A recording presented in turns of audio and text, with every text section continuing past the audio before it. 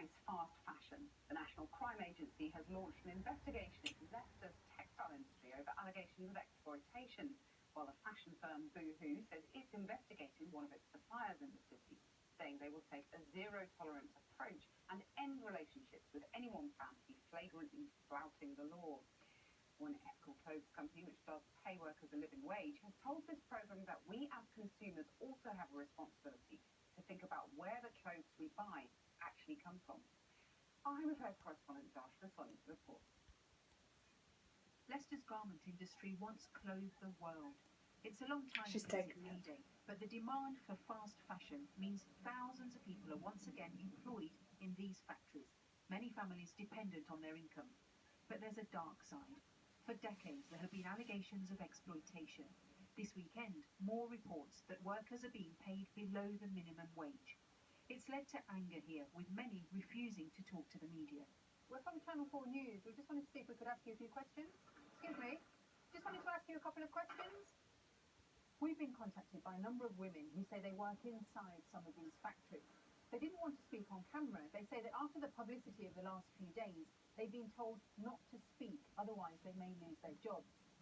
A number of them told us that they're paid below the minimum wage, and that when two of them suspected that they had symptoms of COVID, they were told to come into work anyway, but not to tell anybody.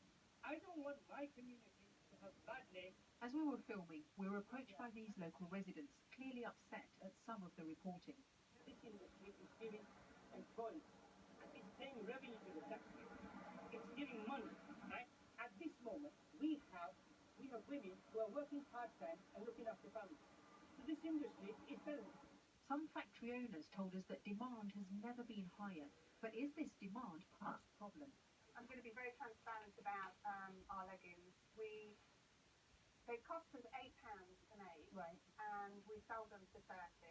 Shirley Yanez runs a fashion label in the city. She refuses to use factories who pay below the minimum wage. But you're selling these for 30 quid. How do you feel then when you see websites offering things like this for 3 quid? How do you compete? We don't compete. Find out where your clothes are being made and who they're being made by, and then ask yourself, is it really worth somebody's life to have a top that you throw in the bin once you've worn it once? But not all buyers are as ethical. Kiran Shergill owns a factory and alleges that some big brands try to pressure suppliers to provide clothing at rock-bottom prices. When the clients come to us, unfortunately, we can't compete with the pricing structure that they want us to do, and they'll go to other factories who can do it and will do it. The Home Secretary said that she's appalled at the allegations and has asked the National Crime Agency to investigate.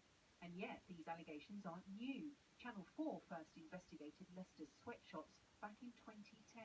These warnings have been made before. The House of Commons Select Committee report came out last year, made recommendations. Ministers ignored all of those recommendations.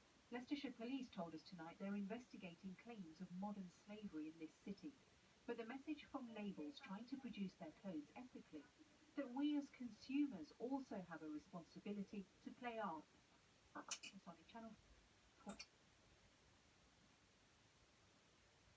I'll leave you with a tribute to the legendary Italian music composer Ennio Morricone, who has died today at the age of 91.